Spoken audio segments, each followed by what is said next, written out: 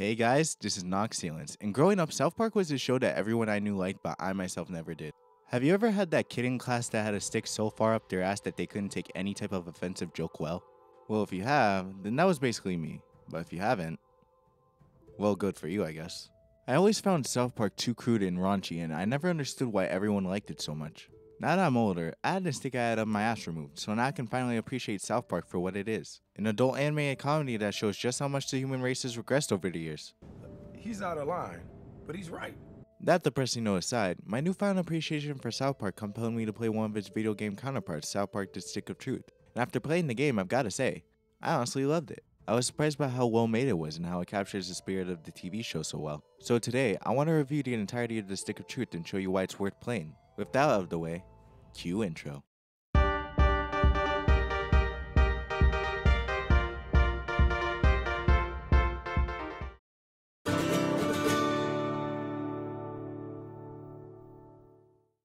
So for those of you who don't know, South Park Digital Studios, the production company behind South Park, collaborated with Ubisoft and Obsidian Entertainment to create The Stick of Truth. South Park creators Matt Stone and Trey Park were heavily involved in its development and even wrote the game's entire script. The Stick of Truth was a massive success and went on to sell over 5 million copies across every platform. But enough about crap that no one really cares about. Let's talk about the game itself, starting with the story. Spoiler warning for a game that's been out for 9 years already.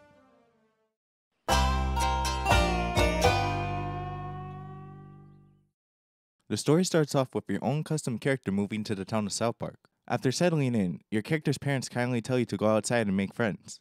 It wasn't a request, it was a command. Now get out there and make some friends. While outside, you come across one of the show's major characters, Butters, getting his ass kicked by a Lord of the Rings elf wannabe. After coming to his rescue by sucker punching that elf cosplayer, Butters immediately befriends you and decides to bring you over to his friend Cartman's house. As soon as you meet Cartman, he brings you to his backyard and recruits you into the game him and his friends are playing. In the game, a kingdom of humans and elves are at war over an item called the Stick of Truth, and whoever has possession of the stick has control over the universe. After telling Cartman your name, in which my case is Knocked, You entered douchebag, is that correct? What? No, it's Knocked. Are you sure you want to keep the name douchebag? No, it's Knocked. Very well, douchebag. Son of a... You know what? Fine, whatever. Call me douchebag. Jerk. Anyways, after you're given the name douchebag, you're given the choice of choosing between 4 different classes of warriors: fighter, mage, thief, or Jew. Despite Cartman tempting me to choose Jew by saying we wouldn't be friends if I did, I decided to go with thief since thieves are typically one of the more balanced classes in roleplay games. After picking out your weapon and being shown how to fight, the quote-unquote kingdom gets attacked by the elves, allowing them to steal the Stick of Truth. You're then tasked by Cartman to gather his 3 best soldiers so that they can help take the Stick of Truth back from the elves. After tracking 2 of them down, Cartman teaches you this game's version of magic, which is just farting. He then warns you to never fall on an armed man's balls for some reason, before tasking you with breaking his 3rd soldier out of detention. After completing your quest and earning the respect of your peers, New kid, I hereby dub thee Sir Douchebag. Kinda. We track down the current possessor of the Stick of Truth, an elven bard named Jimmy, beat the crap out of him, and then take the stick back. When we arrive back at the kingdom, it's time for everyone to go to bed, so everyone goes home and goes to sleep.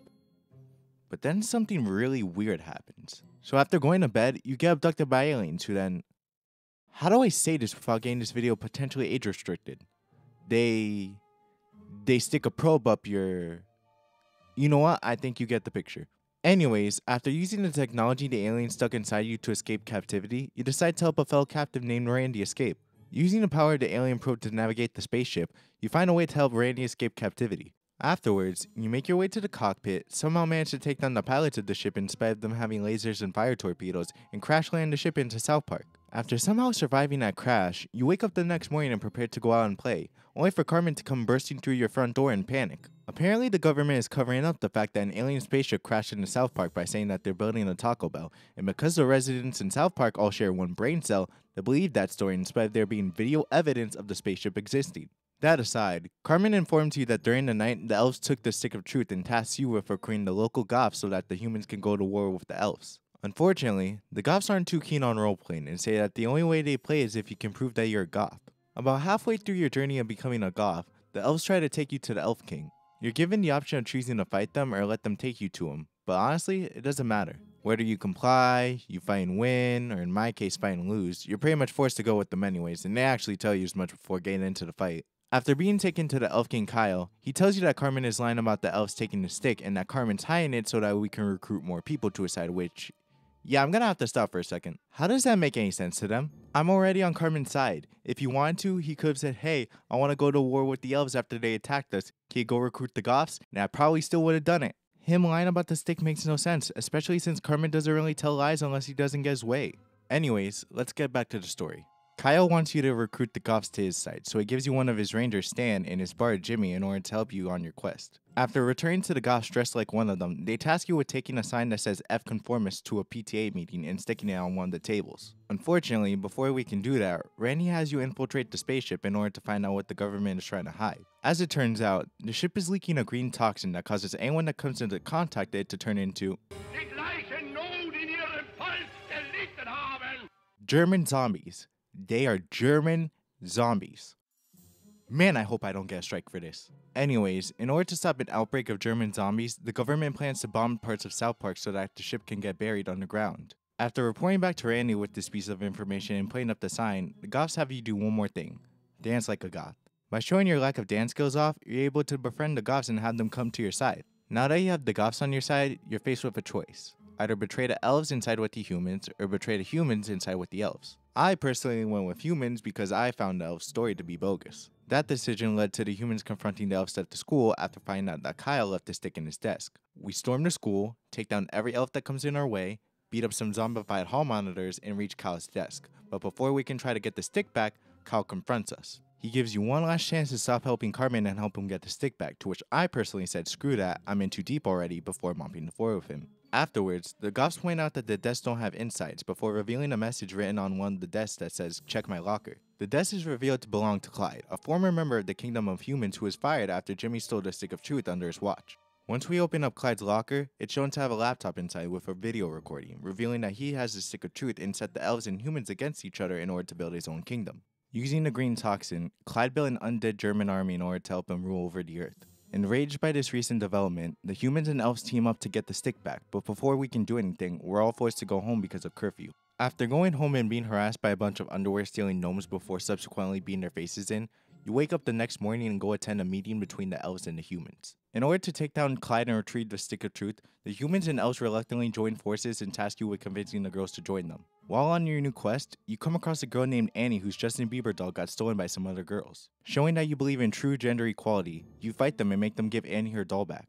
Impressed by your ability to beat up girls without the fear of getting cancelled on Twitter, Annie thanks you and decides to repay you by taking you to see the other girls. The girls agree to help, but in return, they ask you to help them find out which girl is spreading a rumor about one of them going to an abortion clinic. This leads to you posing as one of the girl's boyfriends to try and lure out the gossiper, dressing as a girl and infiltrating the abortion clinic during a government raid, and going to Canada in order to translate some abortion records from the clinic which were written in French for some reason. No, the context is not important, so no, I won't be explaining it. Anyway, after figuring out who the gossiper is, the girls decide to help you. With everyone united and ready to fight, you all storm Clyde's castle in order to get the stick back.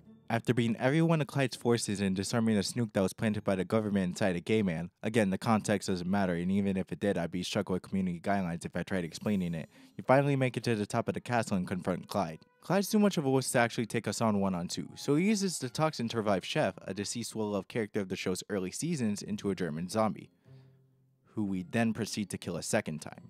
Did that go the way you thought it was gonna go? Nope. Having nowhere to run, Carmen pushes Clyde off the top of the castle and retrieves the stick of truth. However, before we can bring the stick back to safety, government agents swarm Clyde's castle and begin to surround you. The head agent, known only as the big bad government guy? Seriously? Whatever. Anyways, he reveals that his agency has been investigating paranormal activity for years and that he's been trying to capture you after discovering your strange ability to make so many friends on Facebook. He then proceeds to question how someone with such an amazing ability is so fixated on a stick. And since the kids are surprisingly invested in role-playing, they explain that the stick allows anyone who possesses it to control the universe. Apparently sharing the same amount of brain cells as the residents of South Park, the, big bad government guy believes this lie before proceeding to strip himself naked for whatever reason and recruiting one of your allies known as Kenny in exchange for control over the stick. Facing Kenny down in a final showdown, you're able to beat him, only for him to get back up and drink the green toxin, causing him to turn into a zombie. Having no other choice, Carmen tells you that in order to beat Kenny, you must do the unthinkable. King Douchebag, you remember long ago, I made you swear an oath to never fart on anyone's balls. I am now asking you to break that oath. He's right, it's our only chance. Burn on Princess Kitty's balls, King Douchebag! Do it! This story is a real trip, man. After successfully firing on his balls, you beat Kenny, which in turn somehow turns everyone affected by the green toxin back to normal. Weird. Deciding that it's too powerful, Carmen, Kyle, and Stan decide to throw the stick into the bottom of a lake before deciding to play a new game. When asked what you want to play, you're finally given the chance to allow your silent character to speak, ending the game the best way possible. Screw you guys. I'm going home. Wow, what a dick. And that pretty much wraps up the game's story. I know with the way that I came off describing the story at some points you'd think that I hated it, but that honestly couldn't be further from the truth. The Stick of Truth perfectly captures both the characters and spirit of South Park. Not once when I was playing this did I think, man, character A doesn't act like this in the show, or wow, I can never see this happening in an episode of South Park. The jokes made in this game were either raunchy, inappropriate, or they weren't laugh out loud funny, which is actually par for the course when it comes to South Park in general, so kudos. Like I mentioned earlier, Matt Stone and Trey Parker wrote this script and it really shows. As I also mentioned earlier, this game really could have been turned into an episode or a multi-part special for the show. The story structure for this game beat for beat follows the same structure as some of the best episodes of South Park. These episodes start off simple, like Carmen trying to trick Butters by pretending he's a robot, or Kenny taking his new girlfriend to a Jonas Brothers concert in order to get to third base. However, these episodes always take a turn so sharp you don't know how to react, like how in these respective episodes, Carmen gets kidnapped by the government due to them thinking he's a robot with an AI, and Mickey tries to exploit the love that girls have for the Jonas Brothers. The game captures the essence of those episodes, however, that's not to say that it does it perfectly. The Stick of Truth story has both an A plot, where you follow the D&D style game the kids are playing, and a B plot, where aliens cause an outbreak of German zombies in South Park. While I like both plots, at times I felt like the B plot overstayed its welcome and dragged on for too long. What I mean by that is, after the aliens got introduced, whenever I tried to advance the A plot, the B plot would come out of nowhere and force me to advance that plot line before returning to the main plot line. That works on an episode of South Park because the A and B plots happen away from each other, with different characters advancing those plots before they both intertwine. It doesn't work, however, when I'm the only character advancing one plot before stopping halfway through to advance another plot. I feel like if the game had you advance the A plot first and then have you advance the B plot, then that will fix my issues with the story entirely. Anyway, that about wraps up all I have to say about the story, so let's move on to the gameplay.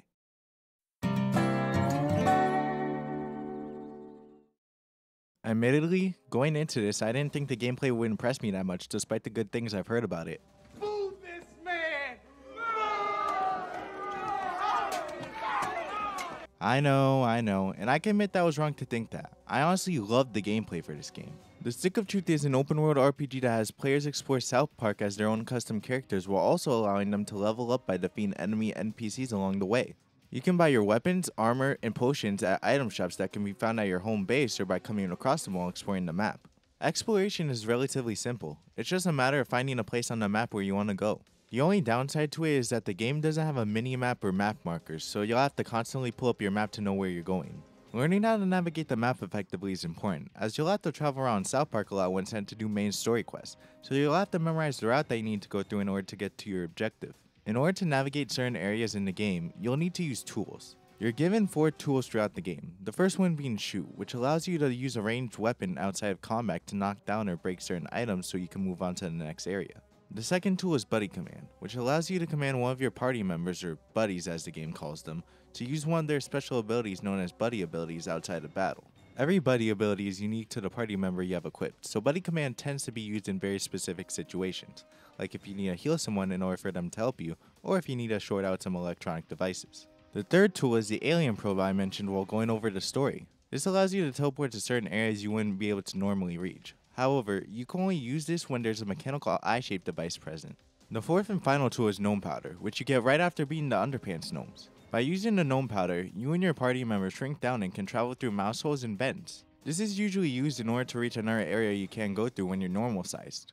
Honestly, while tools make navigating certain areas of the game fun, navigation as a whole is one of the weaker points of the Stick of Truth. Having to pull up the map constantly in order to know where I'm going gets annoying after a while, especially if the location of where I need to go is far away from where my character is located.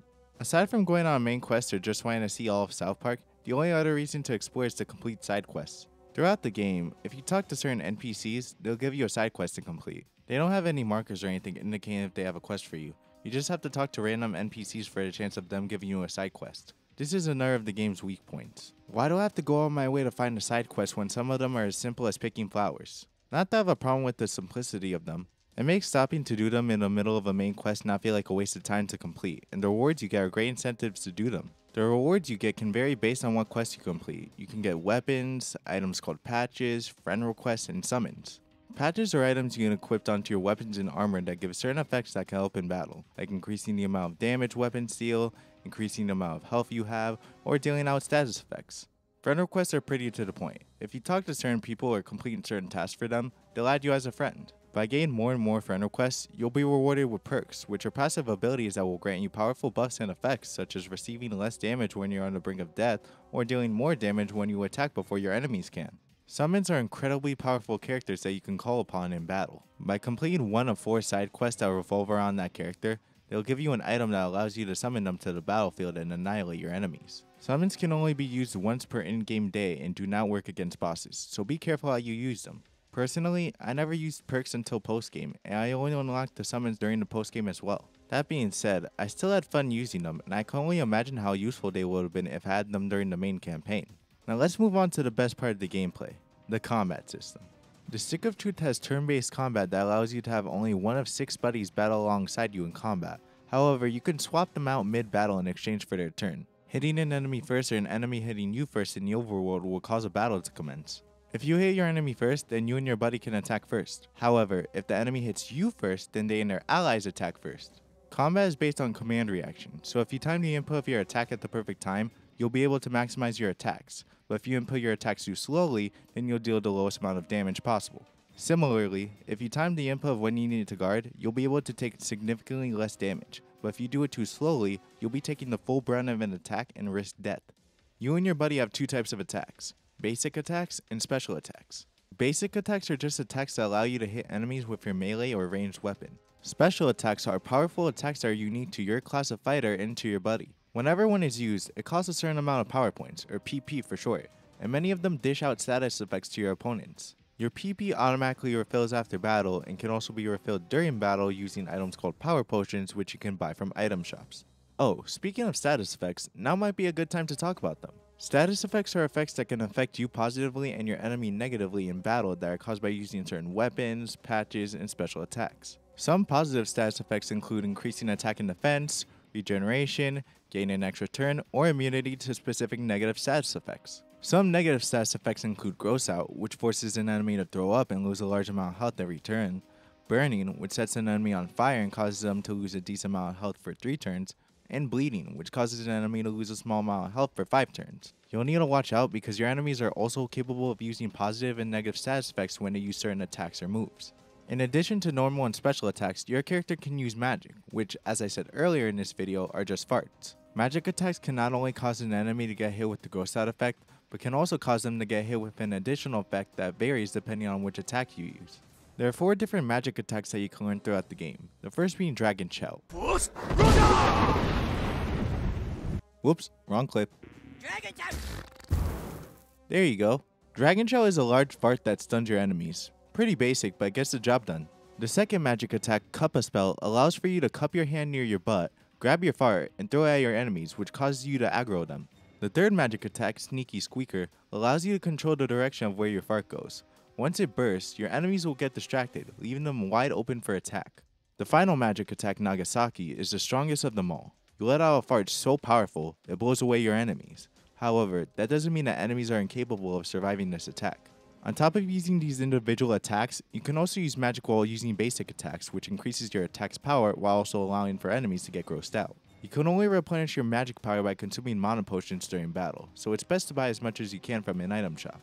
Now that I've explained how the combat works, it's time I start gushing about it.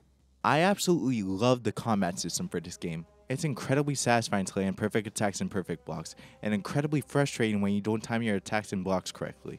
This game was surprisingly challenging. Granted, I play on the hardest difficulty, but I never expected it to get as hard as it got. Funny thing is, I got killed so many times against common enemies, but for some reason I didn't really have that problem during boss fights.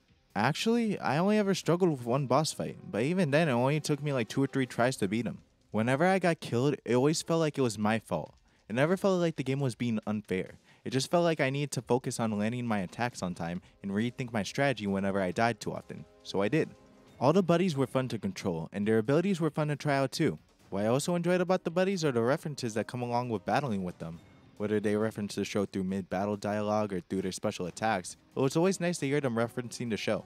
Even though they're all great in their own way, I stuck with Butters as my primary buddy. To me, he was the best and most rounded buddy out of all of them. His buddy ability healed large amounts of my health, his normal attacks were extremely powerful, and his special attacks really helped turn the tables in a lot of battles. So basically, not only is Butters the best character in the show, he's also the best character in the game. Why you booing me? I'm right. With that not at all controversial take out of the way, let's wrap this up with my final thoughts.